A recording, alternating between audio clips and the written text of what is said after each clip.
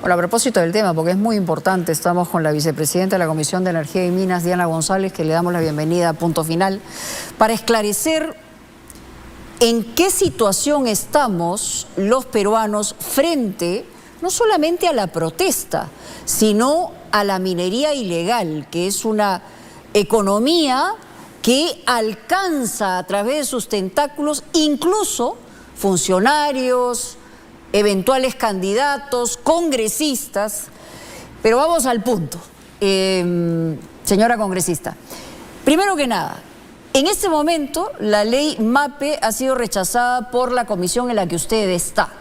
Pero uno de los que atiza e incentiva la posibilidad de hacer una especie de reinfo indefinido es el propio presidente de la comisión, ¿no? El congresista que tiene a cargo esta comisión, que es el señor Paul Gutiérrez. Entonces, ¿cómo entendemos la situación que vivimos hoy, congresista? Yo creo que el congresista Gutiérrez ha sido muy útil para el pliego de reclamos de la CONFEMIN. ¿Por qué? Porque si revisamos el texto que nos ha presentado en diferentes versiones, es exactamente los pedidos de los mineros artesanales o pequeños mineros en una audiencia pública en Chala, en mi región Arequipa, en abril, por ejemplo. Ahora, la comisión ha rechazado contundentemente este texto nocivo para el país.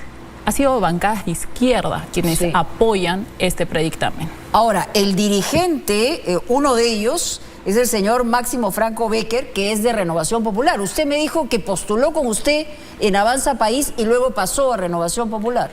Sí, hemos postulado juntos. Yo creo que su propuesta... ¿Usted ha conversado con él?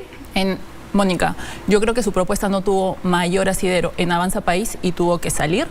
Y yo he conversado con él. Él me ha pedido diferentes reuniones. Solo el año pasado, el 15 de febrero, me pidió una reunión. Y en esa reunión yo le... propósito? El tema del reinfo. Y en esa reunión yo le pregunté, ¿será que en diciembre van a pedir una nueva prórroga? Y me dijo, no, Dianita, esta es la última.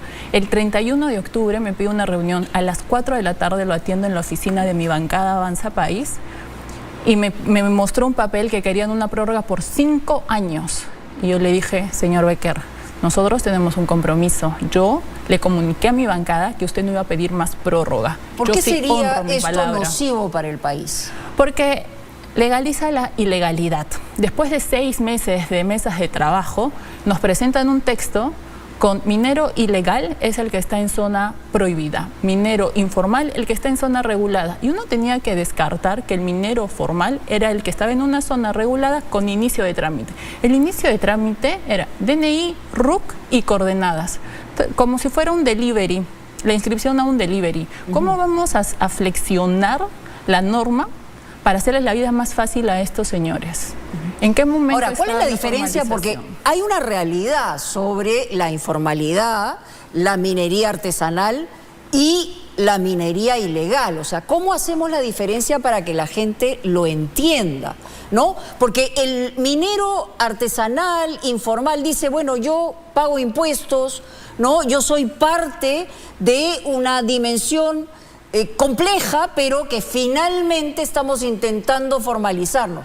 Bueno, el reinfo y las ampliaciones han dicho que el número y el porcentaje de gente que ha logrado formalizarle ha sido menos del 3%, ¿no?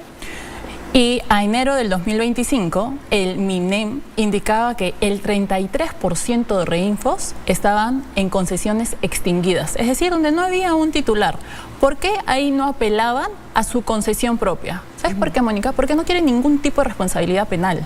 Porque mientras que están con un reinfo, están amparados y quieren estar exentos de responsabilidad penal. Entonces, pasean con su reinfo, pero no pueden ser denunciados por el delito de minería ilegal. Hagan lo que hagan, un reinfo los protege.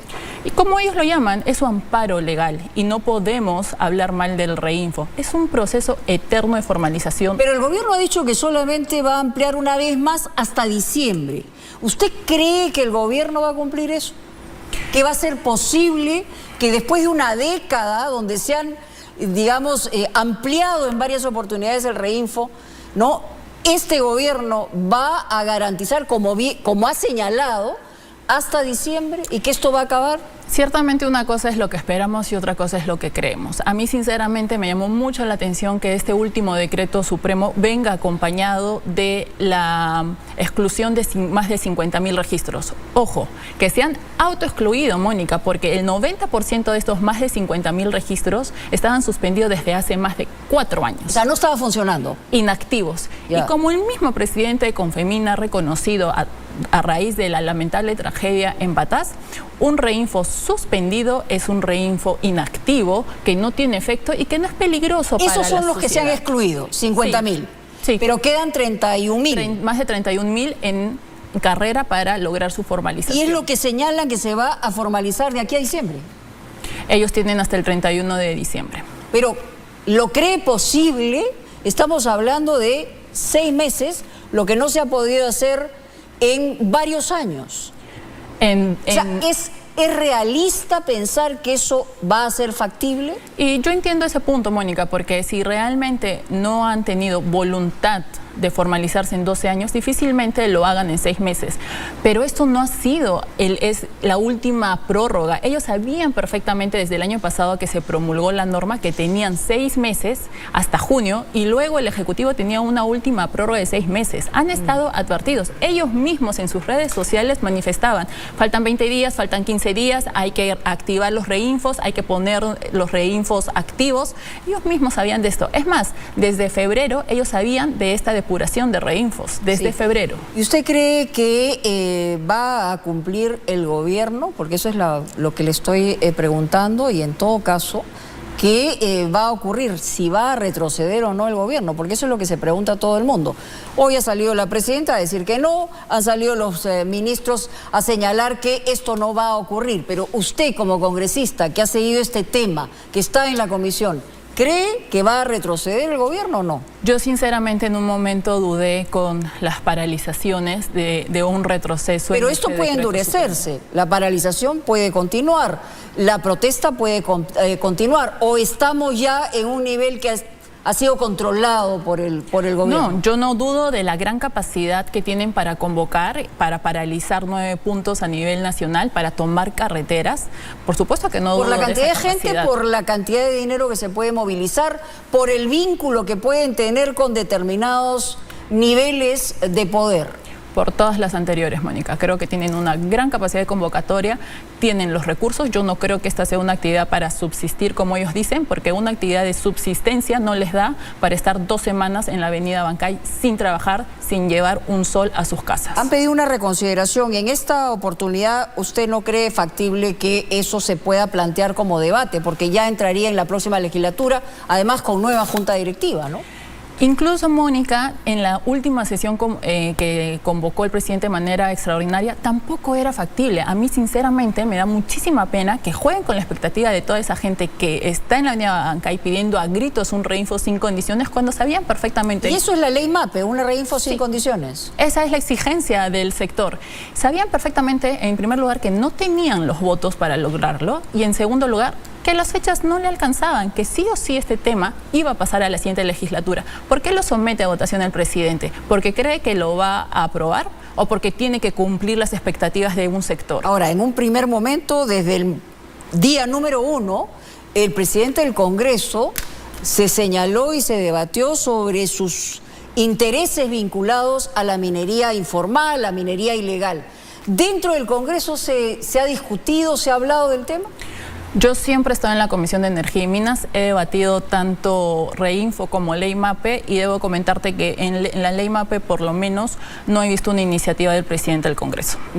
O sea, se ha mantenido al margen, por lo menos para guardar la forma. Por lo menos en la Ley MAPE no hay una iniciativa del presidente del Congreso. ¿Y por qué los dirigentes y algunos congresistas estarían tan interesados? Estamos hablando de votos, estamos hablando de presuntamente, y lo voy a decir obviamente en condicional, de que podría, ¿no?, plata vinculada a la minería ilegal,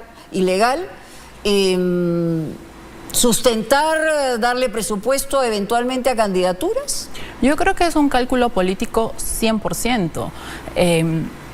Y debo decir, Mónica, que he visto una entrevista del presidente con FEMIN donde le preguntan cuál es su acercamiento con los congresistas, si paga a congresistas, y él dice que no pagan ni un sol, no tienen por qué hacerlo, porque son los congresistas quienes los buscan. ¿Por qué? Porque se consideran un pan caliente por el tema de los votos, porque son 500.000 personas que tienen trabajo de manera directa. O sea, que pueden movilizar 500.000 personas, digamos, eventualmente a favor o en contra. 500.000 personas de manera directa y más de 3-4 millones de manera indirecta. A mí no me queda la más mínima duda que acá existe un cálculo político y me llama mucho la atención que sea la bancada de los profesores, porque yo no creo que le digan a sus alumnos, como lo dijeron en la última sesión, aprobemos como sea este dictamen, ya lo solucionamos en el pleno. Yo no creo que ellos a sus alumnos le digan, hagan la tarea como sea. ¿Solamente la bancada de los profesores? Sí, ¿o del bloque magisterial? ¿O hay también otros niveles de intereses vinculados eventualmente a lo que pueda movilizar, Mónica, la minería artesanal? Yo a estas alturas ilegal. No sé si cambiaron el sombrero de maestro por un casco de minero. ¿Qué se debe hacer en relación? Porque se tienen que sentar a la mesa. Es decir, tiene que haber un diálogo. ¿Qué se podría hacer? ¿Cómo llegar, digamos, a una posibilidad de ver de qué manera manejamos este problema? Porque en el fondo también hay un problema, ¿no? Definitivamente, y creo que aquí el principal tema es precisamente el contrato que exigen como requisito para el proceso de formalización. Como te decía, 33% de Reinfos, la tercera parte de Reinfos, están en concesiones extinguidas. Eso por un lado. Y por otro lado, este dictamen incluye un tema de incentivos. Pero este tema de incentivos tiene que ser dialogado con ambas partes, no solo con los pequeños mineros. ¿Quiénes deberían estar sentados en la mesa? A eso me refiero. La gran minería, la minería mediana, la pequeña y la artesanal. Ahora, ellos querían crear un nuevo estrato, minería tradicional, con solo 15 toneladas de producción. Hablan de minería artesanal, tradicional, ancestral. Por favor, quienes no estamos digamos, en la identificación exacta, ¿a qué se refiere cada cosa? ¿Y por qué deberíamos entender que efectivamente la gran minería por un lado, pero también habría la posibilidad de abrirle oportunidad a la minería artesanal? Los conceptos son los que no entiendo bien. Totalmente de acuerdo, Mónica. Y en ese sentido, todos tienen que estar sentados en la misma mesa. La minería artesanal actualmente son aquellos que producen 25 toneladas diarias. Personalmente creo que de artesanal no tiene nada, 25 toneladas diarias. Y una de las versiones de este predictamen los duplicaba 50.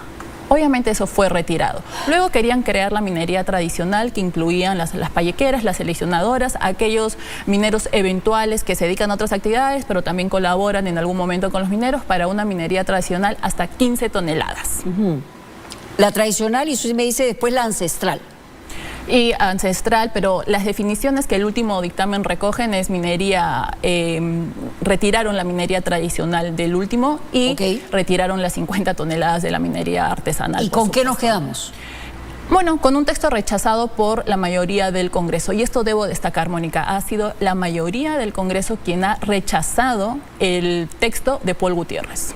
Ya, pero esto no significa que eventualmente no se pueda ver. Estamos en un año electoral, por eso le digo yo, ¿por dónde debería ir la discusión para que la gente entienda que puede haber una salida para que finalmente tengamos una minería saludable? El Perú es un país minero.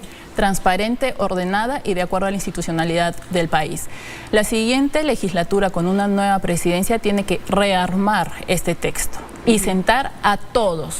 Absolutamente todos, Mónica, porque si vamos a hablar de incentivos, tiene que estar la gran minería con los pequeños y artesanales. ¿Ellos no quieren sentarse con la gran minería eventualmente para...? Yo no sé, Mónica, porque en teoría... Porque la convocatoria, digamos, entiendo que mañana va a haber un intento de reunión para ver si finalmente se encuentra algún tipo de solución y se bajan las tensiones. El presidente de la comisión en teoría inició estas mesas de trabajo desde el mes de diciembre del año pasado. 6 meses de mesas de trabajo, yo no sé dónde está el producto de esos 6 meses. Yo sinceramente haría estas mesas de trabajo en las sesiones, que sean transparentes, que los medios puedan asistir, que la población pueda asistir, el debate de todos los actores involucrados durante el mes de septiembre, que se vaya redactando de manera paralela el texto para iniciar el debate sobre una nueva ley MAPE en octubre, antes de noviembre, que empieza la ley de presupuesto, y poder, ojo, trabajar de manera articulada con el Ejecutivo. No se trata que el MINEN envíe un proyecto de ley al Congreso y diga, Bueno, ustedes dictaminen, luego yo observo. Este texto se tiene que trabajar de manera articulada y poder someterlo a la consideración del Pleno del Congreso de la República y luego promulgar la norma antes de diciembre, Mónica. Y ya hablando de una situación puntual, ¿quién cree que puede estar detrás de una agresión que hubo de una minera informal que entró al Congreso de la República y que generó un problema? Yo creo que la presidencia de la comisión. Son ellos finalmente quien tienen la discrecionalidad de la agenda de los temas a tratar y de los invitados. ¿Quién es esta señorita que dice venir de Patás, Susan León? Dice. Yo no la conozco. Yo la he visto ese día en la sesión. ¿Usted ha enfrentado al presidente de la comisión? En Sí. más de una oportunidad, imagino, no solamente por este tema, porque imagino que para él usted debe ser una piedra en el zapato. Y lo soy. De hecho, debatiendo técnicamente, por supuesto, ¿no? Una de sus últimas improvisaciones fue convocar a una mesa de trabajo con la mesa directiva de la comisión, que somos 3 personas. Al secretario yo sinceramente nunca lo he visto en la comisión. Okay. En realidad él quería invitarme a mí y sentarme a mí, yo no sé si con sus amigos mineros en una sala del Congreso para hablar de una posible sesión extraordinaria, cuando el presidente de la comisión tiene la discrecionalidad absoluta de convocar a las sesiones que él desee sin la participación de la vicepresidencia. Pero yo no dudo que él, de hecho, parte de su discurso, y lo ha dicho en la avenida Bancay, ustedes ya saben quién es la vicepresidenta, ustedes ya saben lo que hace la vicepresidenta. O sea, está dirigiendo, digamos, Totalmente. la posibilidad de una agresión contra ustedes, lo que está diciendo. Agresión en términos amplios, ¿ah? Y yo creo que se ha incitado a la violencia de todas maneras con este tema, definitivamente. ¿Usted se ha sentido afectada en ese sentido? Sí, Mónica. ¿Tiene miedo? Bueno, no he dejado de debatir este tema en la comisión, por más que en algunos momentos haya estado sola debatiendo con absolutamente todos ellos. Y te decía, me llamaba mucho la atención porque en diferentes momentos se hablaba del reglamento, de la Constitución, pero yo no veo esa misma coherencia cuando, por ejemplo, citan a una sesión extraordinaria ya finalizada la legislatura, envían primero una agenda, menos de 24 horas cambian la agenda, incluyen el debate y la votación del texto. Ahí no se respeta el reglamento. Ahí no los escuchaba pidiendo el respeto al reglamento. ¿Cree que, teniendo en cuenta que vienen festividades, los chicos salen, digamos, de vacaciones, la gente va a comenzar a viajar, ya hemos tenido en alguna oportunidad anteriormente, por ejemplo, en Semana Santa, bloqueos, se ha exacerbado el ambiente? Hace poco se han bloqueado 5 puntos del país. En el sentido, desde su visión, ¿cómo debería ser manejado esto por el propio gobierno? Porque si bien ellos señalan que no van a retroceder, en algún otro aspecto lo han hecho y finalmente terminan cediendo ante la posibilidad de un incremento de lo que puede ser violencia provocada por bloqueo de carreteras y por una circunstancia que el país no quiere vivir. Ya hay incluso una muerte que se registró en Chala. Entonces, ¿cuál es su mirada desde el punto de vista del Congreso de la República en relación al manejo del gobierno sobre estos temas? Y te lo voy a decir como congresista de la región Arequipa. Yo creo que aquí existe una total falta de visión hacia el sur del país, porque esa tragedia de Patás ocurrió también en Caravelí hace más de 2 años. Y ahí no vimos el accionar del Ejecutivo como ahora, de integrar un protocolo, de hacer una región piloto respecto a la minería. Fueron 13, 14 muertos en Caravelí y no vimos ese despliegue. Ahora, yo no entiendo por qué el Ejecutivo esperó una semana para hacer respetar el derecho al libre tránsito de miles de peruanos varados en la carretera saliendo de Arequipa. ¿Por qué? Porque esa situación es lejos, porque es en Arequipa. Porque si hubiera sido aquí, otro hubiera sido el accionar, Mónica. Y ya sabíamos que iban a tomar las carreteras. Han estado una semana en Abancay. Se veía venir eso. Una última pregunta que tiene que ver también con el caso de Petroperú, ¿no? El MEF ha justificado que se extiende el plazo de pago de deuda. Es decir, para intentar, no sé, es plata que se va al agua, pero reflotar. O sea, pero el Ministerio de Economía ha señalado una situación que la verdad que podría ser inaceptable. ¿Cuál es su opinión? Yo siempre he estado en contra de este tema, también lo hemos discutido en la comisión y me llama mucho la atención la planificación y dirección estratégica del Ejecutivo, porque ¿No debe ser salvado Petroperú? No, el señor Óscar Vera fue ministro de Energía y Minas y no hizo absolutamente nada por la ley MAPE. Sin embargo, luego lo premian con la gerencia de Petroperú. Eso no es posible, Mónica. Muy bien, muchísimas gracias, congresista, muy clara, la verdad, tengo que decirle. Pocas veces hay respuestas tan concretas, muy amable. Gracias. Muchísimas gracias y nos vamos a mi comentario.